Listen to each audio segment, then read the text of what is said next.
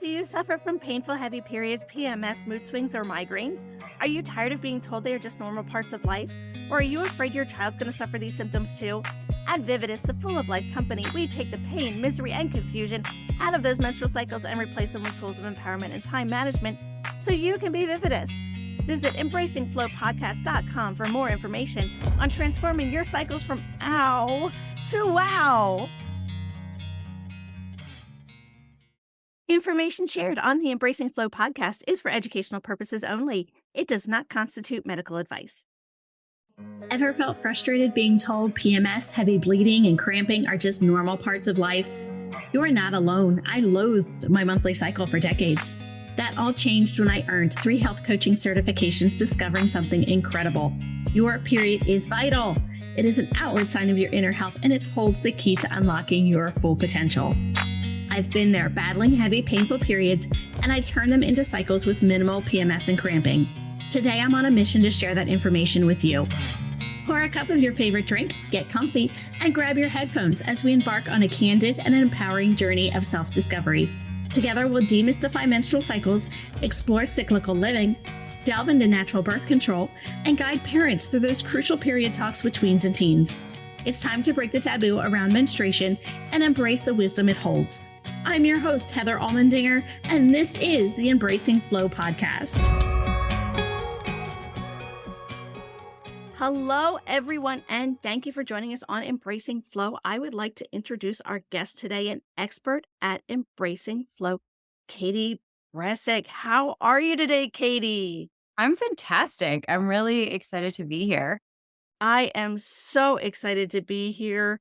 As I had said on another recording, Stasha is one of my Dream 100s, and she was on episode 27. And Katie is another one of my Dream 100 for my podcast. And here is why. Katie is an award-winning holistic nutritionist who specializes in women's hormonal health. With Katie's support, the women she counsels prepare their bodies for pregnancy, increase energy levels, get their periods back on track, eat healthier, and maintain a balanced mood. Katie runs a successful one-on-one coaching business and has group programs that has helped hundreds of women support their health and their hormones. Katie lives in North Carolina with her husband, Jim, their identical twin boys, and the dog, Piper. And she just launched a new podcast with her bestie called Period Besties with Stasha Washburn. Oh my goodness, Katie, I love the fact that you're on here. Thank you so much for joining us on Embracing Flow. Thanks for inviting me. One of the questions I ask all of my guests is, would you share with us one of the first memories of your first period, or one of the first memories of your period and your experience with it?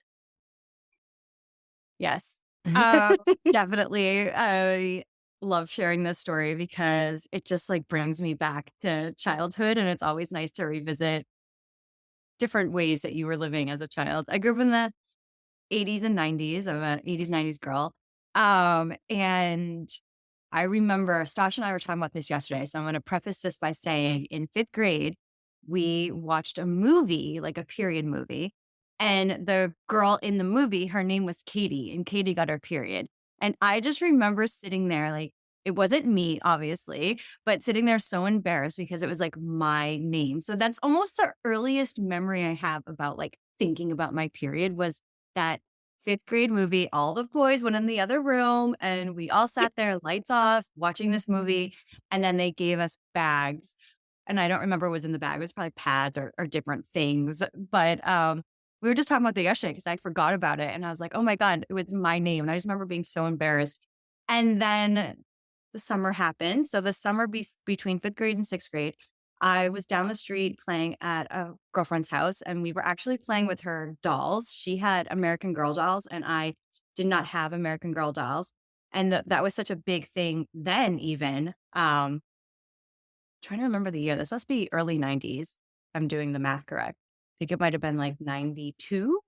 So I was at her house, and I went to use the bathroom, and I noticed a little bit of blood when I wiped. And I was like, oh my God, I think this is my period. And I remember telling her, I'll be right back. I have to go home. jumping on my bike, biking home and getting there. And my mom's like, "Oh, I didn't know you were coming home." And I was like, dragging her to the bathroom. And I was, "Oh my God, I think I got my period." And she's like, "Okay." And we probably had like a 2-minute conversation. And, she gave me a pad. And that was all I remember. And I remember just going back to my friend's house as if nothing had happened. We didn't really have a big conversation about it. I just remember saying, "Don't tell dad. Whatever you do, I don't want dad to know." I felt like it was like a private, personal thing, which it was, right? But I was Yeah. like, "Please don't tell dad. I don't want him to know." Obviously, she told him. As being a parent now, right? Like, I know she told him. But it was like one of those moments, and we never really kinda, like, talked about it, except and because my periods are so irregular when you first get them, like, I never knew when it was coming again. So, I don't think I got another period until I was in school, and it might have been late fall, and oh god, remember the pads back then, like, how big they were? They Yeah, were like a pool monstrous. noodle. For us preteens, it was like went from our belly button to, like, our waistband and our pants, and it felt like a cotton pool noodle. Yes, and we were so big, and I was like, and looking back, I'm like, I was not bleeding that much to Yep. be have to wear one of these things. And I remember just being so subconscious, so like everyone's gonna hear me walking that I didn't even want to go to the bathroom. And I basically did that one time and I said to my mom, "I'm never going to school again when I get my period. Like this is horrifying." Like and it was like 6th grade was a new school. I was in a classroom with people I didn't know as well. Like you go from elementary school, 6th grade, totally different kids, everybody was Mhm. scattered. And I'm like, I'm not going to school ever again when I get my period. Like this is not okay. Like I just hate it. Um, and then that didn't work all the time, right? Because my mom was like, "You can't miss school." Yep. But there was really no solution, and then I believe by the time I got to, like, 7th grade, like, junior high, um, I was wearing tampons. I feel like the pad thing was, like, just in 6th grade, but for whatever reason, my mom didn't want me wearing tampons, but it was, like, the largest pad, and I'm sure they still sell them, like, I've Oh, definitely yeah. wore them, like, postpartum after having babies, but, like, most people aren't wearing those, like, to No. walk.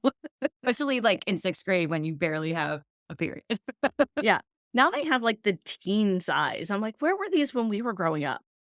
I mean, the little tiny I remember the panty liners. The panty Mhm. liners, they had the pink wrapping. That's what I used a lot of, but I had a mishap where I was in 7th grade, went to school dark blue pants, I bled through by 3rd period. I stood up, there's blood on my chair, and I'm like, "Oh, okay, I gotta go to the bath." I'm, like, wiping off the blood quick. Went to the nurse to get a clean pair of underwear because my underwear was soaked, my pants had blood on them, and she gave me white sweatpants. Yeah, white Seriously? sweatpants, seriously, white sweatpants and one of those, like, postpartum huge pads. I'm like, "How?" I would've cried. Oh, I did. It was I was like, "I left class in dark blue pants like this, and you're putting me in white because I just bled through." Okay, note to self, pack a pair of underwear, a bag with pads, and an extra pair of pants. So that way, if this ever happens again, I am not subjected to the trauma of having to go back to class in white sweatpants and worry that this is gonna happen in a few hours. 'Cause Yeah. I think I had just changed my pad, like, the period before, like, beginning or end of 2nd period, and I'm just like, "What?" I was like, "Oh, boy," 'cause I felt it as soon as I stood up. I'm like, "Oh, this is not good." Yeah, and you're just, like, standing there in class, people are leaving, you have, what, like, 3 minutes to get to the next class. Mhm. Yeah. It's a lot for that age, coming of age, when Oh, you yeah. are going through so many different body changes and transitions and friendships and, like, basically having to be in school as these things are happening. Like, it's wild to me looking back, right? That Yeah. this is what was going on. Yeah, it's amazing how much we go through during those years, and definitely understand now that I am the parent of a teenager, why it's the love 'em, hate 'em sometimes stage. You love your kids, obviously, I love my kids, but yeah, there's definitely, "Okay, you're in please just go to your room. I love you. I care about you. I mean well, just we're clashing right now. Just make sure your stuff's done. You're not failing class. Just interacting with you is a trigger for me, is it seems to be a trigger for you." But the nice thing is my teenager and I do have a really, really, really good relationship, and he tells me things that he doesn't tell others. I mean, he tells his friends, but for a parent-teenager relationship, we have a really, really good relationship, That's awesome. and I'm he's gonna be driving on his own here soon, and I'm gonna miss time with him in the driving stages, but I'm glad I have boys, not girls. So, I can help my brother with my nieces and my sister-in-law with my nieces. But getting back to, how did you get into this field? How did you get into women's health and doing what you're doing? Because it is a very unusual niche, as we know. Yeah. Well, it's interesting that we started off with like that first period story because I kind of got like a little um not obsessed, like next level underneath obsessed. But I started kind of trying to track my period because I didn't want to be caught off guard or surprised. So I love calendars. I always would buy a new calendar at the beginning of every year from a very young age. Now I make calendars for our family. Like I just love calendars. Um and I would hang it in my room, and anytime I would get my period, like, I would put a little dot, and I would try to kind of predict that, and that went on and on and on and on until, like, apps kind of came out, and then now I'm doing more kind of, like, charting, in a different way, but that was kind of like the original tracking for me, was Mhm. trying to figure out, like, if there was a pattern, and then as I got older and my periods kinda became more regular, what I was also trying to track was, like, my mood because I noticed that I would get really emotional. I would think, like, the world was ending. I would always have big fights with whoever I was dating or my roommates, and everything felt like a big deal, and I was crawling out of my skin, and then I'd get Mhm. my period, and I'd be like, "Fine. Oh, this is great." Like, it was just my period, like but then I'd have to, like, repair, right? Like, whatever happened in that time. So in a way, I feel like I was trying to kind of like predict what was going to be happening so I could kind of feel more in alignment with what was going on in my life. So that was kind of like the first step was for me looking back because I do that a lot, like that body awareness and just trying to kind of like calculate like what was going on and how I was feeling. And then basically I started working in just women's health, like with nutrition, and most of the clients that first started coming to me were coming for weight loss. I was like, I don't really love this. It's not really my thing. Um, but they were, helping women and they were getting results and feeling great. But I felt like there was something missing. Like a lot of the things that we were taught, a lot of the things that I was like teaching and trying to help them implement, I was like, there's a missing piece here. Mhm. And I really was like, I feel like it's periods. I feel like this is hormones. This was also 14 years ago. So things were different. Like there's way more resources now and more people talking about periods and women's health and women's hormones. So it took me a while to kind of like go in alignment with that and find different places I could dive deeper and do certifications and trainings with because it was kind of new. Um, but I always felt like something was missing. And like in my own life, what was missing was just kind of like, how do I really work with my hormones? How do I know that I'm going to be feeling a little off? How do I give myself space? How do I find clarity? How do I slow down? Why do I feel so different after my period ends versus when I get my period? So it was a lot of like self discovery and then working with clients and just realizing something was missing. And a woman that I had met that we were kind of like study buddies with school, we were like talking about our niches and I was like, yeah, I'm going to work with women, women's health. She's like, I am too, but I'm really going to focus on hormones. And I was like, oh, talk to me more about this. And she was really the one that introduced me to a lot of people that I ended up kind of like mentoring with, and getting certified and like diving in and different books. And I was like, yes, this is the missing piece. Like, we're not small men. We Mm, cannot eat the same way. We have different needs, different movement needs, different supplement needs. Like, all we're so unique and different. It's just so unfortunate there hasn't been as studies. So mhm. that was also like there's more studies now than there was 13, 14 years ago. But even saying it out loud, people are like, oh, okay. And I'm like, no, no, no, like this is the missing piece. Like this is a missing link to what's actually happening. And then, you know, you start talking about it and then everyone starts telling you their stories. Like, I was on birth control. I was so depressed. Like, I felt horrible. I got off birth control. I felt worse.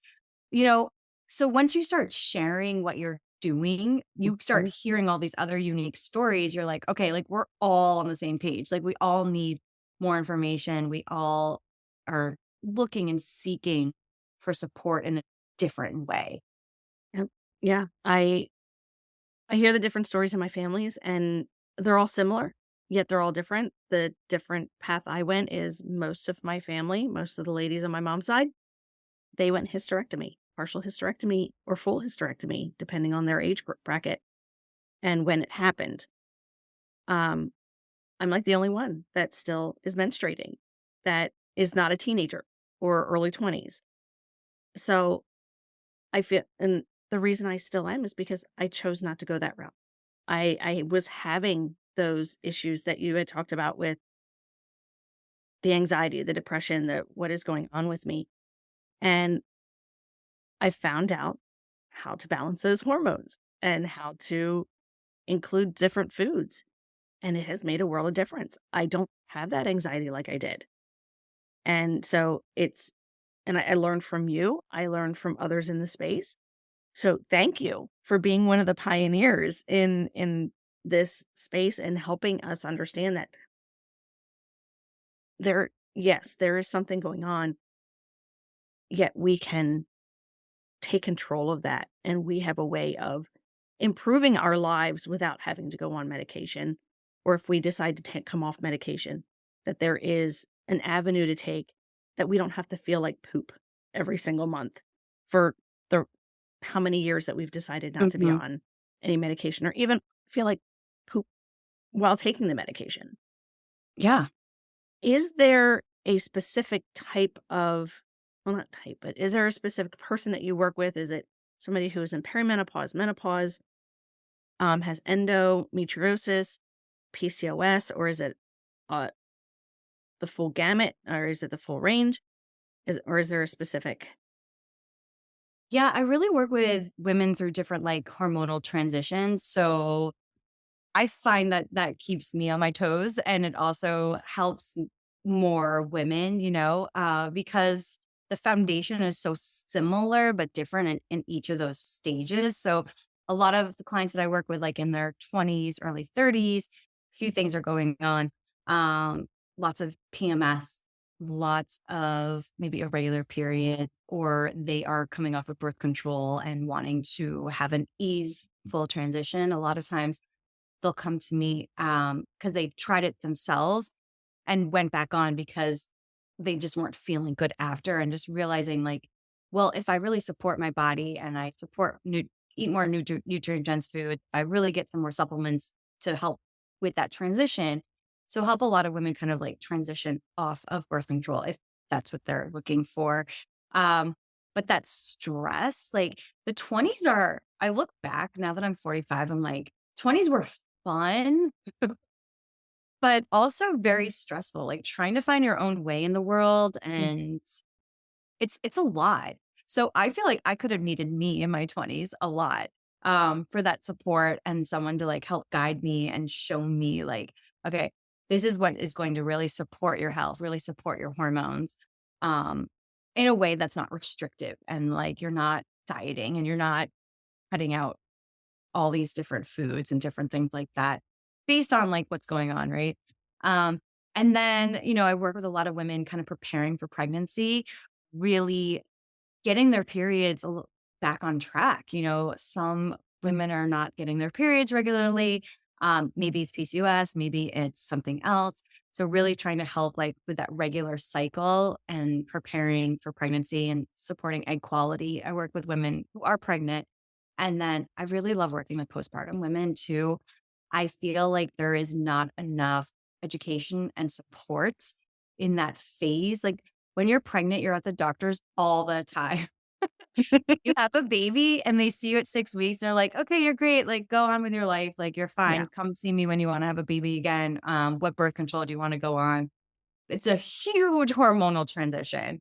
Yes. And, you know, and, you're home with a baby, two babies in my case, at the same time. So I really, when I'm working with my clients that are pregnant, we spend a lot of time preparing for postpartum. And I believe Hmm. that's so important and that will change how you're treated postpartum and how you're supported postpartum changes. I feel like the way that you embrace motherhood. Hmm. And then I'm 45 now. So a lot of people that have been following me for a while, we're all kind of going through this perimenopause transition now.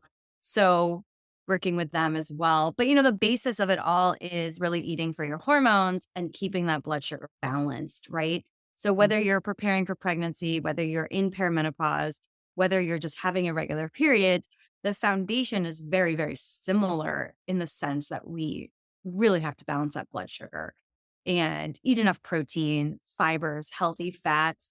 And a lot of the things that I'm working with women on is the same in each stage because it's like, okay, what are we going to eat for breakfast? What are we going to have for lunch? What are we having for dinner? How are you sleeping? How are we managing stress? How are we moving our bodies?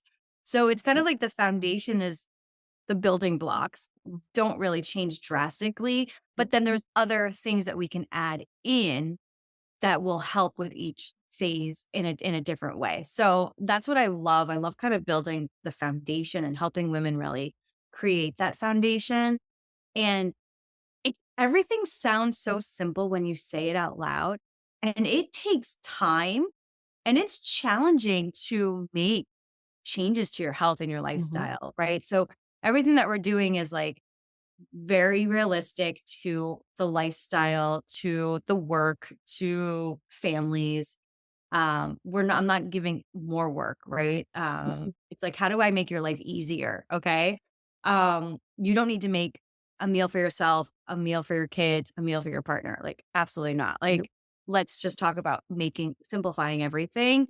Um, but that's what I love to kind of like do and really look holistically. And also giving my clients permission to really work with their doctors in a different way as well. A lot of times I'm like, okay, here's some blood work that could be really helpful. Here's some additional testing that could be really helpful and getting a lot of pushback and being like, here's how to advocate for yourself. Here's how to maybe find a better doctor. Here's how to find more support. Here's some alternative therapies that could also be helpful. So a big piece of that is also the education and like the resources because you might not change your doctor's mind, but there could be another doctor that is more open to doing things. Like just a client this week came back with blood work and our doctor didn't test like anything basically. And I was like, okay, well, here's some feedback Yeah. in Here's the some. future. Like if they're not going to do this, then maybe it's finding an endocrinologist. Maybe it's finding a different doctor in your town that will run tests, we'll do a full thyroid panel, not just the TSH. So a big component of it is that education piece that I never got, that I feel really fortunate that I get to educate and share this wisdom that I've learned. And they always are like, I was telling my girlfriend about like that she needs to get a full thyroid panel. Um, when like her doctor had mentioned like, oh, we don't even test vitamin D levels anymore. Everyone's deficient. Okay, well, how do you know how to supplement? So Yeah. it's just that educational piece. And then I have doctors. I have a lot of respect for doctors. I'm Hmm. not dissing anybody, but there if you don't feel like you're being taken care of and supported, like, it's okay to, like, find somebody else and get that support from a different doctor. Yep. I agree. We have to advocate for ourselves. Um, I spoke to another type of doctor, and she's like, you have to remember most medical doctors, family practitioners, are doctors of medicine. They're taught the symptoms and the medicine that helps them, that helps relieve those symptoms. So if you're wondering why they're not saying anything about magnesium for anxiety, depression, and all of the different things that magnesium helps with or improves, it's why. Why they're not suggesting more fiber, more protein. Why they're not asking that? Because they don't have the nutritional background. They have maybe one class in nutrition throughout medical school. Mhm. So that is it's beautiful that you are partnering and giving them ways to advocate for themselves and letting them know that it's okay to maybe find another practitioner that will listen.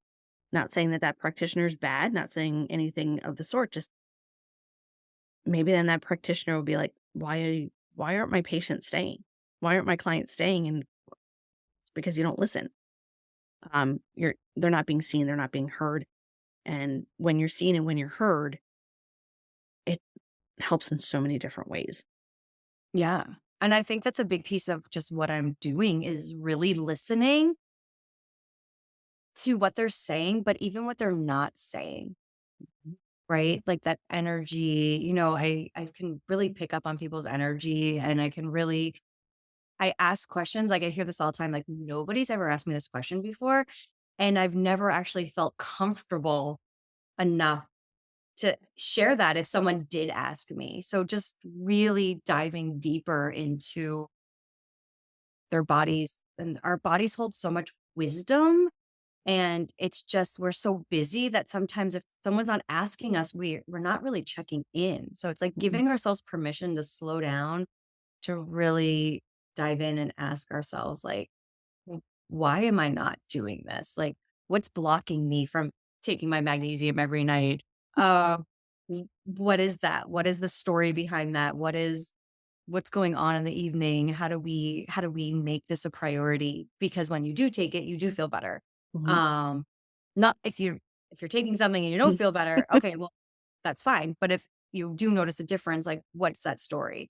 So a lot of it is just diving deeper and really giving women permission to take care of themselves because we tend to take care of other people really well Yep. and Yeah, just being wait. it's also important to really take care of yourself. Like you're your number one priority because when you really take care of yourself in a deep, nourishing way, like I know this from experience. Like when mom's good, the kids are good. Mm. When Yep. mom's not good, the kids are not good. And I see it like instantly. Yep. And I see it with my younger son, and I'm like, "Okay, his behaviors are a little off. Alright, what's going on with me? Hmm. What where" and I've made adjustments, and since I've made adjustments, he's changed. Yeah. He has, and it's like, "Okay, let me get back."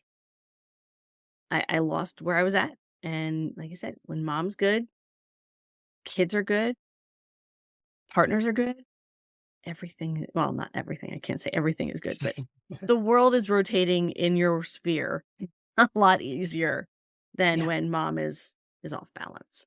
Yes. And on that note, too, like I really truly believe like the more that we support women and the more that we give women permission to take care of themselves, the more that we can step into our power and make a difference, no matter what we're doing, whether that's at our corporate job, whether that's building a business, whether that's raising a family. Like when we understand our body, why we feel the way that we do, really supporting ourselves through all of these changes. I mean, we get our periods and from the moment like we're going through so many different hormonal transitions and changes Mhm. and the more that we feel supported, I just feel like that's going to have this trickle effect and really make such incredible changes that we're not no more self-judgment. It's like Yeah. it's not you, it's your hormones. Let's figure out how to support you so you can kind of like ride that wave. Yep. Yeah, and it's understanding those hormones. It's giving Mhm. them the knowledge of, okay, I may not have control over how I'm feeling right now because of those hormones. What can I do? Instead of just feeling helpless, Mhm. what can I do? Okay, it might be bring in more seeds or nuts or fiber or fats or protein. I know protein is a big factor, and a lot of us do not get enough protein. I was kind of shocked by how much protein we actually is recommended to eat every day for an adult female. I was like, "You've gotta be kidding. What? How am I supposed to get that much protein in?" And by understanding that, it did make a big change, and I know if we can make we can make it. You've been making changes, in people's lives as I have as well, with just educating them on how to support themselves better, and then their Yeah. lives are better. Mhm. Very much like the conversation we had off, with your speaking engagement. I mean, they're like, "Yeah, she I know who that is. They made a huge difference in my wife's life." Yeah. And I think what's also so important and like something we talked about earlier as well, like I, at a young age, like my boys have been following me into the bathroom. Like they know when mommy has her period and like making it just what it is. There's no taboo and having men also play an active part in supporting women in terms of like understanding bodies, understanding women's health, all of it, that also makes a huge difference in so many things. But yeah, like they follow me into the bathroom, like they know mommy has her period. Um they sometimes go with my husband to the store to buy products for me that I need. So it's just normal for them at this point. And that's great. I know my goal with my younger son is I would love for him to be the kid that the girls don't have to go to the nurse, that they can go, um, "Do you have anything in your little bag that I can use? I just got my period, or my period arrived unexpectedly. I don't have anything." And he'd be like, "Yep, here." And then he comes, "Mom, I need it refilled. Mom, I had stuff taken out of it today." And I go and I make sure that the bag's filled and he goes to school. I would love for my kiddo to be that. Just I love because, and that. That's then such a yeah, you just gave me a good idea. yeah, it just it's I want him to be that. I want him to embrace the female cycle and Mhm. understand it and be that kid that he can sit and go, "Yeah, my mom talks about that. Here are some things, if you don't wanna talk to her, or if you don't wanna talk to your mom, here's some things that might help." I He's not gonna be me, I know that, but just being a support, even if it's, I don't know the answers, but here are people that I know, or I can ask my mom, and she'll know people to talk to if you're uncomfortable. Because my mom did not give me the talk. My paternal grandmother gave me the talk a week before or 2 weeks before I got my first cycle. So, if the youth are uncomfortable talking to their parent for whatever reason, they have a resource, and they're not going to Doctor Google and finding out whatever Doctor Google has, because there's some really interesting stuff on Doctor Google. Oh, yeah. Well, it's interesting that you say that because, one of my best friends, she has 2 girls, and they know this is what I do. We're very close, and when the oldest got her period, my friend was like, "Call Auntie Katie," and she called me, she was so excited. I sent her a book, and I was like, "If you ever have any questions, if you ever need anything, like, your mom is incredible, she really is, and she's super open, and they've had great conversations." I'm like, "But if you ever just need to talk, you know how you have my number, like, call me anytime." Mhm. Um, but I feel like that's such a different experience than what I had, and I love that things have shifted and changed, and my generation, our generation's gotten more comfortable talking about it. So, like, then now that when we're with our children, we can have different conversations. So it's really cool to like watch that and see that difference. And I'm really excited to like be that with my boys and be that change in that Yep. way.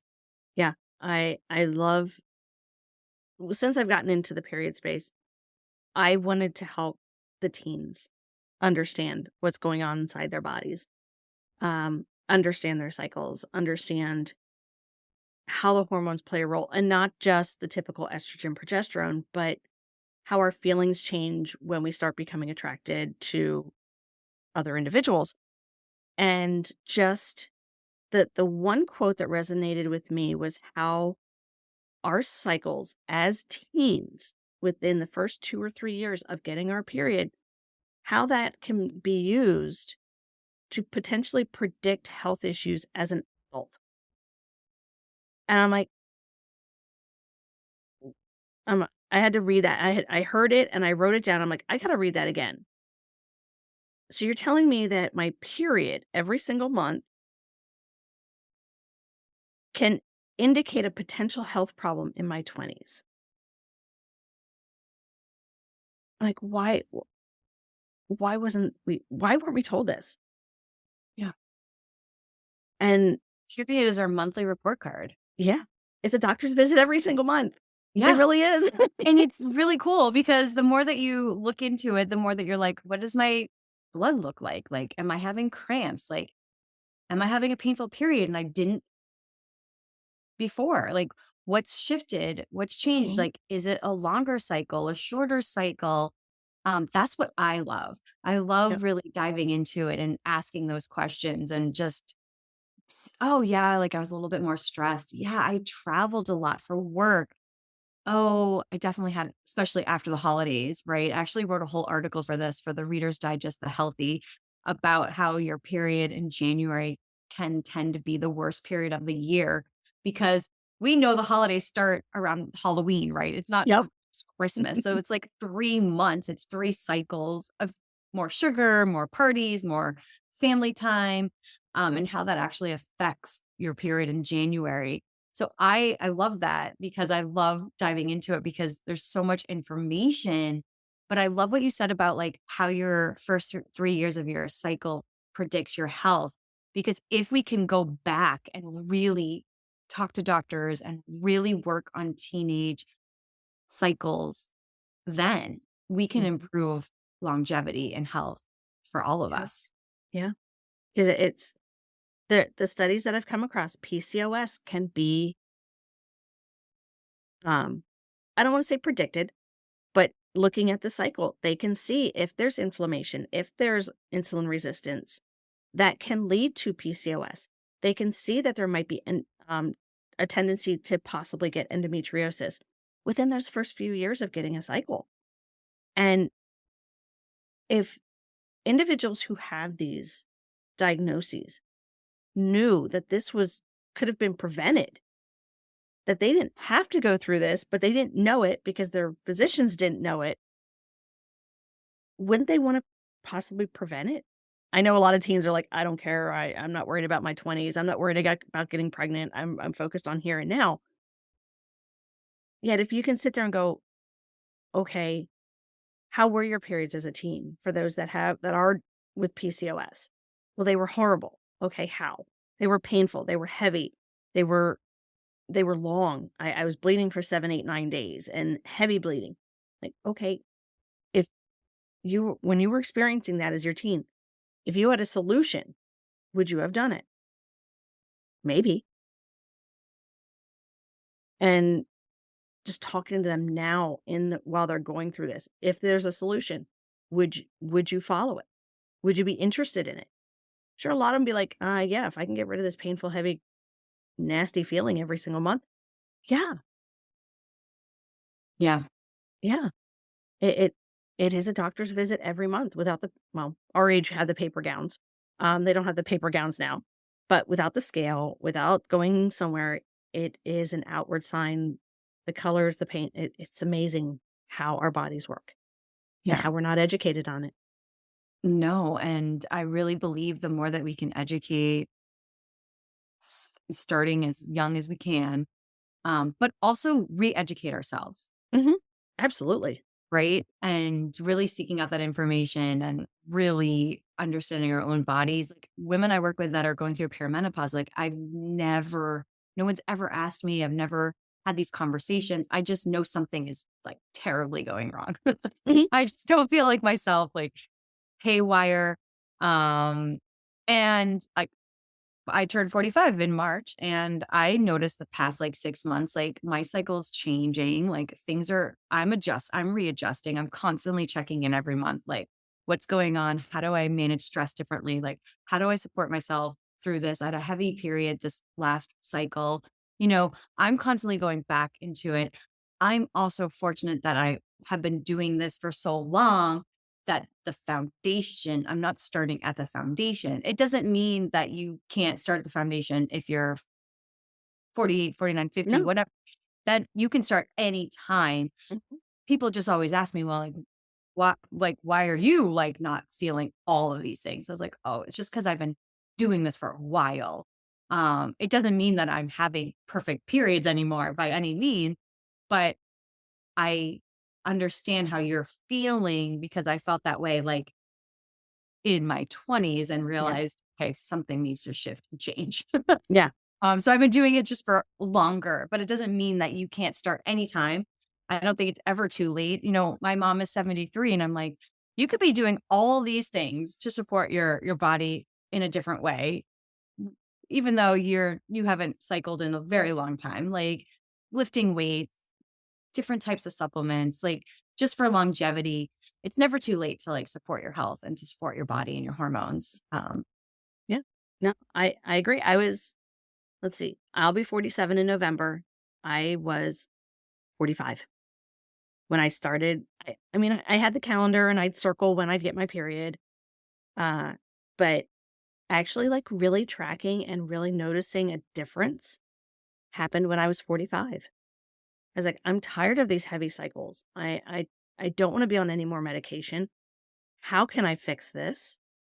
Is there a way to fix this without being on medication?" And I've that's where I kind of went into my deep dive when it was right after getting my certification as a certified health coach. I wanted to work with pregnant women, and a friend of mine said, "Hey, why don't you look into trying to conceive?" And I realized we don't about our bodies. So that's when I went and learned about periods and found out about cyclical living. And I was like, within probably 2 or 3 months, I went from that heavy, painful period, anxiety, depression every single month, hating, like thinking I was going to be fired, thinking my friends hated me, thinking my partner was going to leave me.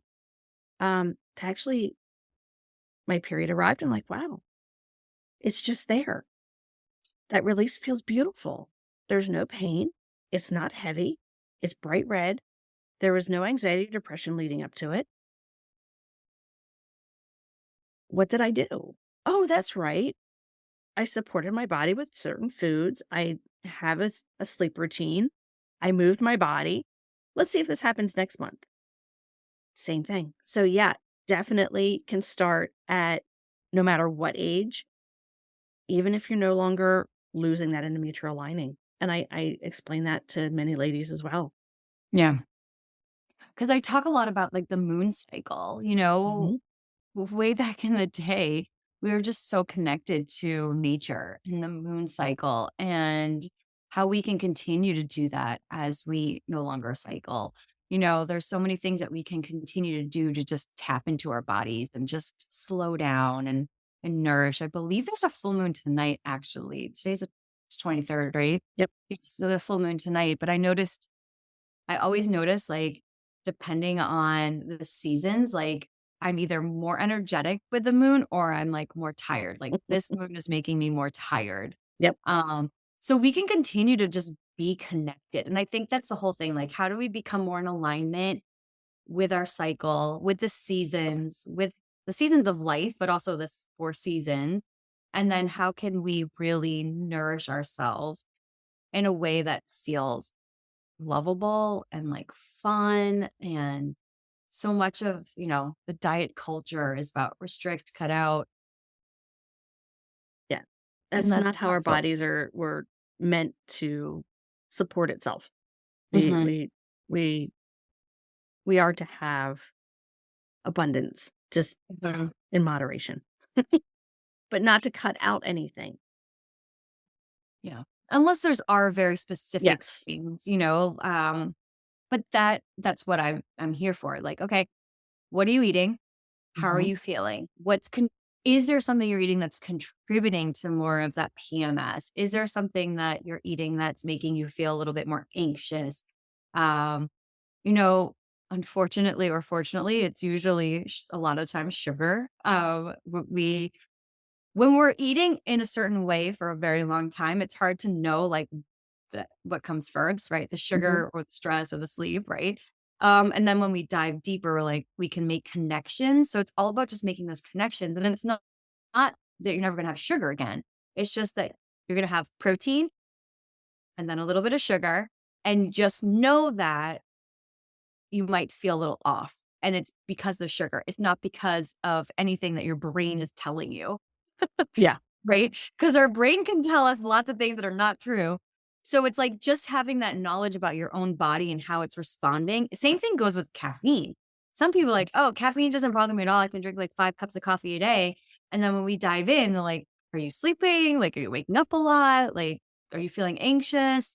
Okay, like maybe you need more water. Maybe we don't need 5 cups of coffee, So it's really just about making those connections on how you're feeling and what you're putting in your body and how your body's responding because we're all different. Like I'm Mhm. super sensitive to caffeine, super sensitive. Even like green tea, I have a hard time with. But for other people, they're not as sensitive to caffeine that I am, right? So it's Mhm. really about discovering your body and how you can show up in a way that feels more, again, I'm going to say it in alignment because I just love Yeah. that idea. Yeah. It is finding what works for you. I know I don't like telling individuals, they're like, "Oh, I've got these hot flashes." I'm like,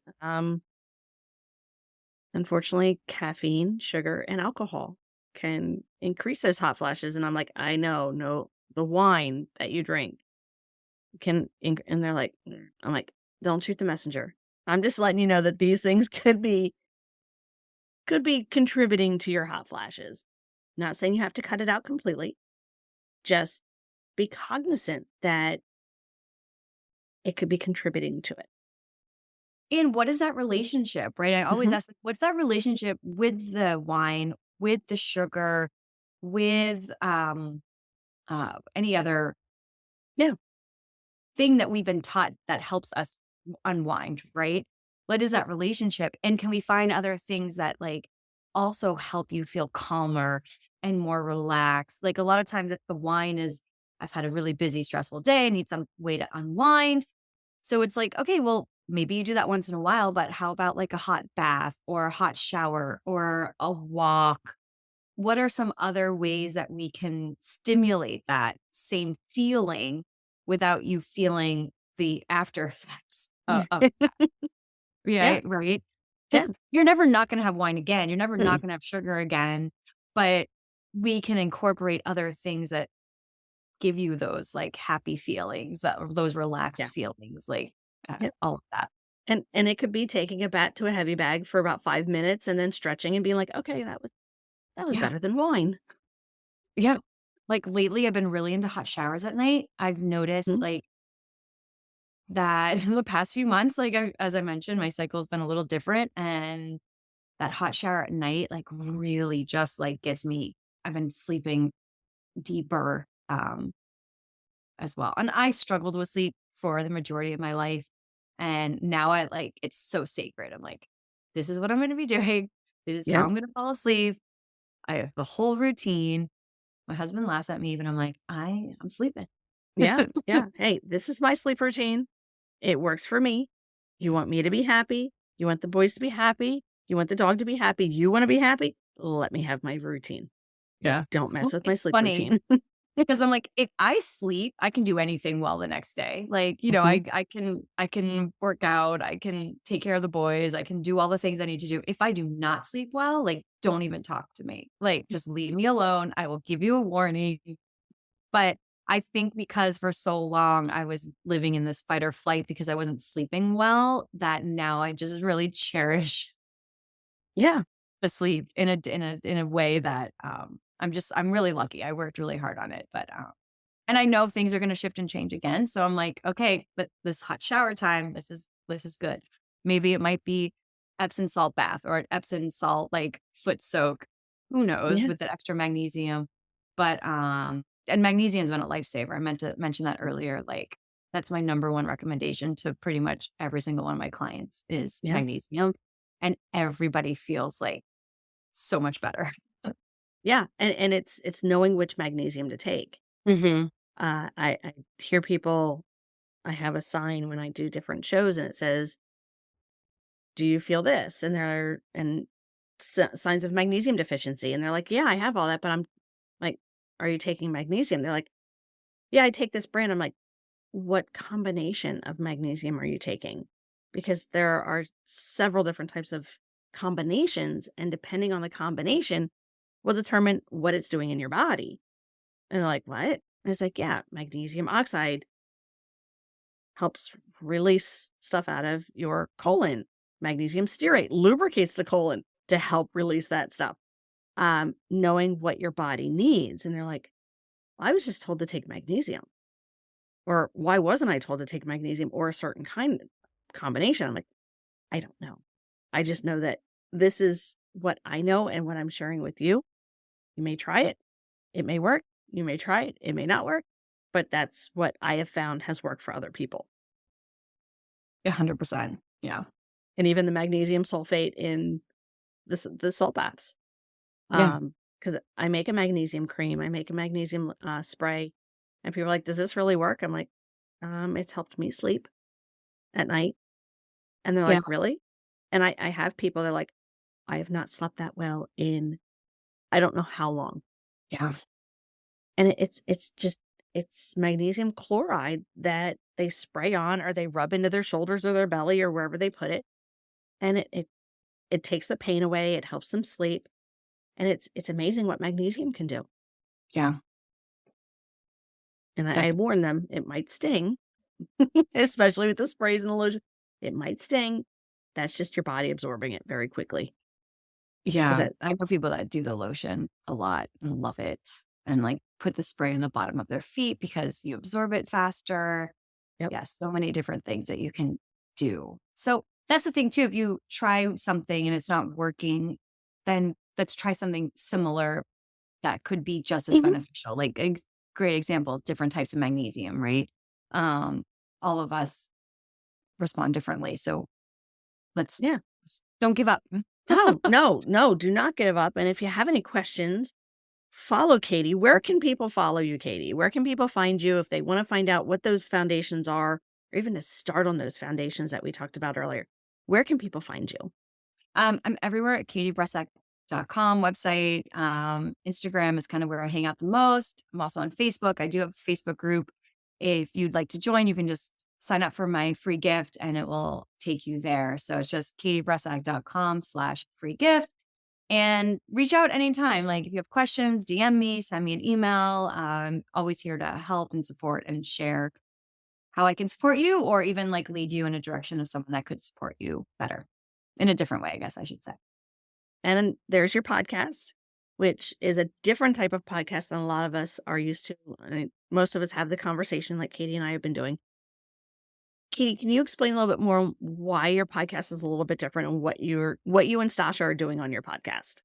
So, first of all, we're having so much fun. Our podcast is called Period Besties, and it's basically nothing is ever TMI. So, we are just talking about all the things. And we're doing something unique where we're doing period coaching. So, if you would like, you can apply to be a guest and you come on, you fill out a form and you kind of like let us know like what you might be struggling with. And you come on, you share your challenges with what you're going through. And then Stasha and I are basically like coaching you live and giving you information, education, and next steps to help support you. So, we've been talking a lot about sleep. We've been talking a lot about PMS, breakouts, acne. So, anything that you might be going through, if you're preparing for pregnancy or in this perimenopause, menopause transitional stage, you can definitely apply and be a guest. It's been so fun. We are also having some fun jam sessions. Like last week, we were sharing about our different thyroid journeys. I have Hashimoto's. and hypothyroidism. Sasha has hypothyroidism. So, really talking about how we discovered that and how we're supporting ourselves. We've had some great guests, Dr. Laura Bryden, Ricky Lake, lots of amazing people that kind of just sharing their wisdom with all of us. So, it's been a lot of fun. You can find us anywhere you listen to podcasts. Um, and if you want to be a guest, like definitely apply and join us. It'll be really fun. Yep, and we'll have that information in the show notes. Before we leave, is there any wise wisdom golden nuggets you'd like to drop before we say goodbye to everybody? Oh, that's such a good question. I would think really just seek support. I feel like for so long we are trying to do things on our own. And I love getting support and having someone help me in this lifetime. It has helped me in business, it's helped me in my health. And I really just really encourage all of you, like if you're struggling, if you have questions, if you have any challenges with your health, your hormones, please seek out support. It will make it much easier. You will feel better quicker. And it'll make a big change. I just think that's like something I see a lot. Like I don't like to ask for help. I don't like to share my story. But the more that we make that a normal thing, getting support and help, like it's going to make your life so much better. So that's my golden nugget today. I love it. That has been an amazing amazing words of wisdom to leave us on. Thank you so much, Katie, for taking us on this enlightening journey into just women's health, because it is extremely important for us to understand and to embrace. Yes. Thank you so much for having me. This is so fun. I agree. All the links can be found in the show notes. So thank you, listeners, for spending your time with us today. If you found a nugget of wisdom or a moment of empowerment, my mission is accomplished. Do you know someone that could use the information shared in Embracing Flow? Please share the podcast with them. So until next time, my friends, love hard, laugh often, and as always, be vividous. See you soon. Thank you so much for joining us today on Embracing Flow. If you enjoyed this episode, please follow the show, submit a rating and review, and share it with your friends. Visit my website to receive your free PDF on 4 ways to decrease PMS. The link is in the show notes. Until next time, love hard, laugh often, and as always, be vividous.